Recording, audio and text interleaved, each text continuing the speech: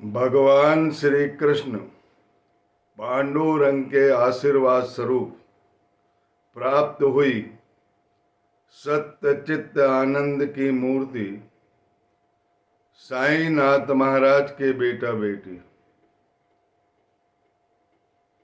ये बहुत पुण्य की घड़ी है, पुण्य का अवसर है और बाबा के पुण्य तिथि की घटना है। हे बेटा बेटी, साईनाथ महाराज के कृपया ध्यान पूर्वक भक्ति पूर्वक इस पुनीत कथा को सुनने की कृपा करेंगे। जो इन पुनीत कथा को सुनेगा उनके त्रिविध संकट टलेंगे। साईनाथ महाराज सदगुरु की कृपा होगी और उस कृपा आशीर्वाद से उनके घर के सारे काम संचालित होंगे और स्वयं साईनाथ महाराज उनके घर के काम संचालित करेंगे। पिछली कथा में हमने आपको बताया था कि सन 1918 दशहरा की दशमी 2:30 मुहर्रम की तिथि, बुद्ध जयंती की तिथि, सीमोल्लंघन का पवित्र त्योहार और दाहिने हाथ से दान करते हुए 5 सिक्के और 4 सिक्के लक्ष्मी को दिए। हे बेटा बेटी, और उसके बाद उन्होंने अपने प्राण को त्यागा है और बयाजी अप्पा की गोद में वो एक तरफ दाहिने तरफ थोड़े झुक गए और उनकी गोद में हमेशा हमेशा के लिए लेट गए। बहुत ही इंपॉर्टेंट कथा बताने जा रहा हूं। जो लक्ष्मीबाई शिंदे है, बाबा की जो परम भक्त है, इस प्रयाण के 2 वर्ष पूर्व साईनाथ महाराज ने कहा कि बिटिया मुझे बहुत भूख लगी है, भूख से मेरी हथेलियां पलट रही है। उन्होंने तुरंत खाना बना के लाई और बाबा को दे दिया। बाबा ने भोजन को एकत्रित किया, उसके ग्रास बनाया और एक काले कुत्ते को खिलाया। लक्ष्मी नाराज हो गई। उन्होंने उपदेश दिया लक्ष्मी को, ऐसा उपदेश दिया जिससे साईनाथ महाराज की सर्वव्यापकता का पता चलता है और हर प्राणियों के अंदर उनका निवास का पता चलता है। लक्ष्मी की आंखों से अश्रुधारा अविरल प्रवाहित होने लगी। उस समय उस उपदेश को पाकर सभी लोग कृतार्थ हुए और उस दिन से लक्ष्मीबाई ने हर दिन दोपहर का और शाम का जो खाना है वो साईनाथ महाराज को हमेशा लाके देती थी और अधिकतर दूध रोटी और दही चावल ये जरूर लाया करती थी। हे बेटा बेटी, उनके स्मरण में यदि प्रति गुरुवार को आप किसी काले कुत्ते को, यदि नहीं काला कुत्ता आता तो साईनाथ महाराज का हर प्राणियों में वास रहता है। किसी भी प्राणी को, श्वान को अपने दरवाजे पर यदि आता है तो उसे दूध रोटी या दही चावल अवश्य खिलाना। धन की कोई कमी नहीं होगी, अपार धन की प्राप्ति होगी, उस घर में सुख होगा और सारे संकट साईं जो है उस श्वान के रूप में आपके घर से हर के ले जाएंगे। महासमाधि भाग 1, महासमाधि भाग 2 की कथा चल रही है और ये अंतिम कथा चल रही है। आज ये अध्याय जो है समाप्ति की ओर होगा। एक और कथा बाद में हम आपको सुनाएंगे जिसमें बाबा ने महासमाधि लेने का बहुत प्रयास किया था और उन्हें कफ की शिकायत हो गई थी और वो कह रहे थे कि मैं प्रभु के पास जाना चाहता हूं और 3 दिन तक के उनकी देह की धड़कन उन्होंने दूर कर ली थी। वो ऊपर वाले से मिल के आए थे। ऐसे साईनाथ महाराज ने इस शुभ अवसर पर अपने प्राण त्यागे। अब सोचिए वहां जो लोग बैठे हैं, लक्ष्मीबाई शिंदे, भागोजी शिंदे, नाना साहब निमोड़कर और बयाजी अप्पा और माधवराव देशपांडे की क्या हालत हुई होगी। आसमान के तारों की गणना हो सकती है, लेकिन उनके दुख की गणना नहीं हो सकती। जल वृष्टि के कणों की गणना हो सकती है, लेकिन उनके दुख की गणना कोई नहीं कर सकता। ऐसा अपार दुख उन्होंने वहां बाबा को देखकर पाया, और अंदर ही अंदर उनके हृदय में इतनी चुभन हो रही थी, इतना दर्द हो रहा था, और बाबा की याद में उनके आंखों से अविरल आंसू बह रहे थे। उन आंसू को पोंछने वाला वहां पर कोई नहीं था। हे बेटा बेटियों, पूरे यह दो संवाद जो है पूरे शिरडी में फैल गया। शिरडी के बालक बालिका गली में आ गए, जोर जोर से चिल्लाने लगे, रोने लगे। गांव के लोग आ गए, जोर जोर से चिल्ला चिल्ला कर रुदन करते रहे। उनकी तड़प, उनकी वेदना, उनकी संवेदना को कोई नहीं समझ पा रहा था। सब रो रहे थे, एक दूसरे को कैसे समझाते। एक आदमी चुप रहता है तो दूसरे को समझाते हैं, लेकिन साईनाथ महाराज अंदर से ढाढ़स बता रहे थे। कह रहे थे, बेटा आंसू ना गिराना, तुम्हारे आंसू का कर्ज मैं चुकाऊंगा। और उनके 11 वचन याद आ रहे थे। हे साईनाथ महाराज, अपने बच्चों पर दया करना, कृपा करना। इस रुदन का साईनाथ महाराज कर चुकाने के लिए वहां चावड़ी में विराजमान है, वहां द्वारका माई में विराजमान है, जिसे राधा कृष्ण माई कहते हैं। अभी हाल ही में वहां पर पूजन होने वाला है। देव उठनी 11 के दिन तुलसी विवाह किया जाता है। साईनाथ महाराज स्वयं तुलसी विवाह कराते थे। उस परंपरा को अभी भी कायम रखा। और जब भी गुरुवार होता है वो आशीर्वाद देने निकलते, जब भी एकादशी रहती है वो आशीर्वाद देने निकलते, जब भी कोई त्योहार मनाया जाता है तो उनकी एक लंबी फेरी लगती है। साईनाथ महाराज को शिरडी वासी की जो लोग जिन घर में, जिन आंगन में वो भिक्षा मांगने जाते थे, उन आंगन में जहां भिक्षा देती थी, जो भी माताएं, जो भी बहनें भिक्षा देती थी, वो अन्नपूर्णा माता है और भगवान स्वयं शिव है। भगवान साईनाथ साक्षात शिव के अवतार समझे जाते थे वहां, और शिव समझकर ही अन्नपूर्णा माता उन्हें भिक्षा देती थी। वहां कभी अन्न की कोई कमी नहीं जाती। साईनाथ महाराज की भक्ति जिस घर में होती है, जिस घर में उनका स्मरण होता है, ध्यान होता है, चिंतन होता है, मनन होता है, वहां सांसारिक कुप्रवृत्तियां कैसे ठहर सकती है, वहां लड़ाई झगड़ा क्लेश कैसे हो सकते हैं, वहां सब दुखों का अंत है। साईनाथ महाराज के चरण जो है, उनकी शीतल छाया का जो आनंद लेते हैं, उन्हें कोई कष्ट नहीं होता। उनके चरण सबको आश्रय देते हैं। उनके हाथ में शंख, चक्र, गदा, पद्म चारों सुशोभित थे। जिस प्रकार श्री कृष्ण भगवान के हाथों में यश था, वही साईनाथ महाराज के हाथों में यश था। और उनके कान छिदे हुए थे, उनकी सुन्नत भी नहीं हुई थी। डकर के कहा था उन्होंने कि आओ रे मुझे देख लो, जब पूर्ण दिगंबर स्थिति में थे। 2 वर्ष पहले ही उन्होंने संदेह दूर कर दिया। और दास गणु महाराज ने अपने रिसर्च में भी कह दिया कि साईनाथ महाराज साक्षात ब्राह्मण अवतार है। और नरसिम्हा स्वामी ने भी लिख दिया इस बात को कि पाथर्डी ग्राम में इनका जन्म हुआ है, और गोपाल राव देशमुख इनके गुरु हैं। और जो ईंट प्राप्त हुई है वो बड़ी रहस्यमयी ईंट है। पांडुरंग के चरणों की ईंट अपने सिर के नीचे लगाया है उन्होंने,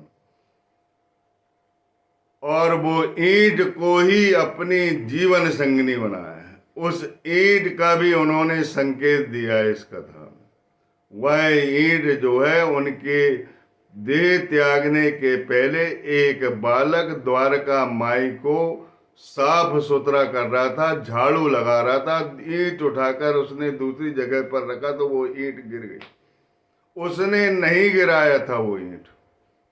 परब्रह्म सत्य स्वरूप निर्गुण सत्ता के द्वारा साईनाथ महाराज की कर्म स्थली में उनका कर्म पूर्ण हो चुका था, उनका अवतार कार्य ही पूर्ण हो चुका था। और वो ईंट जो है खंडित हो गई।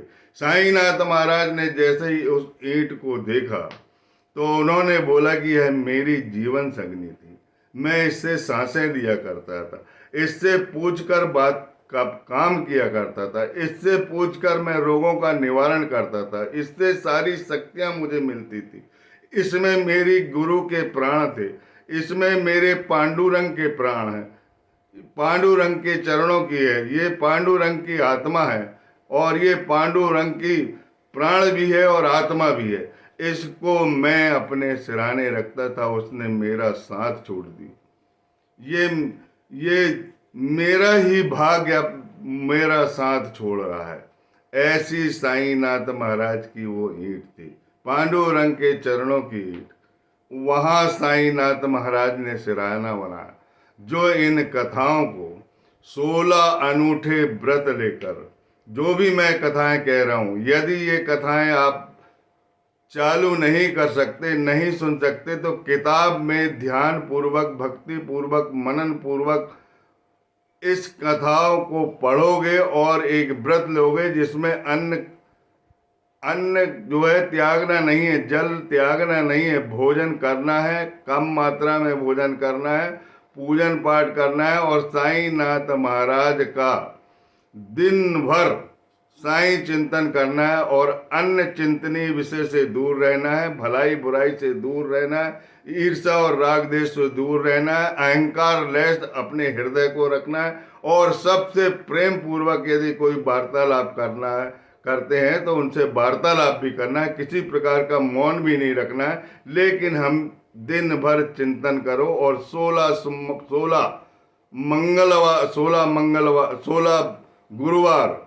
गुरुवार के उपास रखो। ये 16 गुरुवार के अनूठे व्रत आपके घर को आश्चर्यचकित कर देगा, आपके भाग्य को चमका देगा, आपके घर में स्वयं सदगुरु विराजमान रहेंगे। जो भी पूजन कार्य और जो भी निमित्त के कार्य करोगे, जो भी धार्मिक मांगलिक कार्य करोगे और जो भी आपके घर में मनोरथ शेष रह गए, वो सारे अपनी उपस्थिति में पूर्ण कराएंगे। इसीलिए हे बेटा बेटी, इन उपवासों को ध्यान पूर्वक कर लो। अगर करना चाहते हो तो, अपना कल्याण चाहते हो तो, अगर कोई दुख में हो, कोई वेदना में हो, कोई संताप में हो, कोई कष्ट में हो, कोई असहनीय पीड़ा में हो, तो इस उपाय को अवश्य कर लेना। बड़े बड़े लोगों का तो बहुत कहना आप मान लेते हो, जिनके पास लाखों रुपया है भक्तों का और जो भगवान बने हुए हैं, जो भगवान राम की कथा का व्यवसाय करके धन इकट्ठा करते हैं और अपना पेट पालते हैं, उनकी तो तुमने बहुत सुन लिया हो। लेकिन जो निस्वार्थ भाव से कथा कहता है, जो अपने माता पिता की सेवा का विक्रय नहीं करता और वह कोई बात कहता है तो उसे ध्यान पूर्वक, मनन पूर्वक उसे स्वीकार कर लो। और करने में क्या जाता है भक्ति, ध्यान करने में क्या जाता। मैं कोई निर्जल व्रत करने के लिए नहीं कह रहा हूं, मैं कोई भोजन की मना नहीं कर रहा हूं कि भोजन करना है। आपको सादा व्रत रखना है, कम भोजन करना है। उस दिन साईं का जैसे रोज पूजन करते हैं वैसा पूजन कर लेना और पूजन करने के बाद दिन भर भूखे प्राणियों को और असहाय लाचारों की मदद यदि आपसे होती है तो उस दिन करना और कोई दूसरी बात नहीं सोचना। अपने दिमाग में दूसरे थॉट नहीं आना चाहिए, इसी बात का व्रत आपको रखना।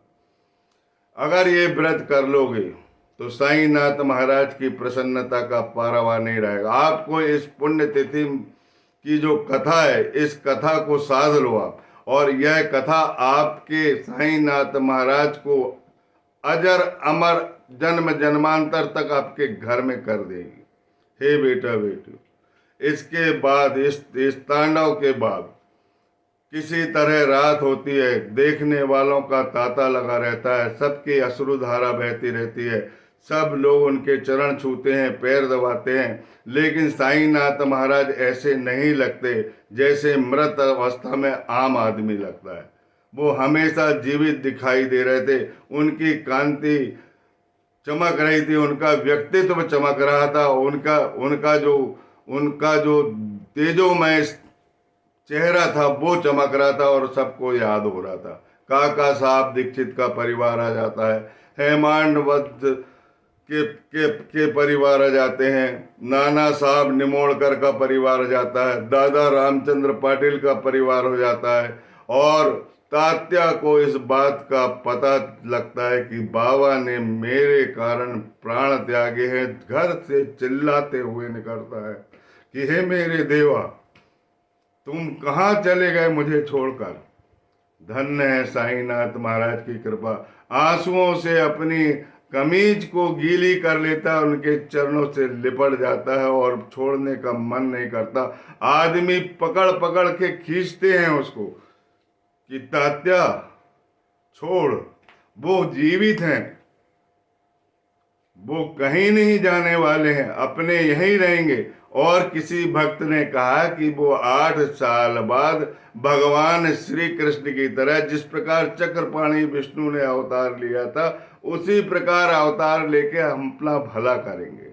और साईनाथ महाराज ने जो अवतार लिया है उसकी जानकारी मैं आपको दिए देता हूँ। साईनाथ महाराज 1918 में दे त्यागे और 1924 में उनकी साईं जीवनी बनकर तैयार हो गई। वही जीवित रूप है, वही 8 साल का बालक है, उसी में शंख चक्र गदा पद्म सब है।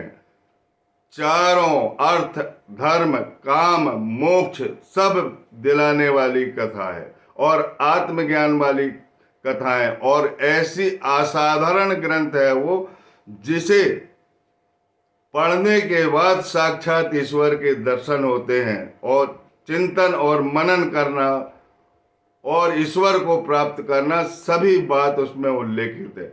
जो भगवान कृष्ण ने भगवद गीता में कहा है उसी का पालन शिरडी में हुआ है कि मेरा अगला अवतार संत के रूप में होगा। संत मेरे प्रतिनिधि है, मैं स्वयं हूँ, वे मेरी आत्मा और वे प्राण है और वे ही ज्ञान देंगे। जिस प्रकार अर्जुन को उपदेश दिया था कि आत्मज्ञानी संतों से तत्व ज्ञान लो, उसी कारण कलयुग का उद्धार करने के लिए साईनाथ भगवान कृष्ण ने भगवद गीता में पहले ही भविष्यवाणी कर दी थी। उस भविष्यवाणी के अनुपालन में पंढरपुर की प्रिय द्वारका में यह संत कृष्ण के रूप में अवतरित हुआ है, जिनकी मूर्ति आते आते स्वयं साईनाथ महाराज कृष्ण बन गए और उनकी मूर्ति की जगह स्थापित हो गए।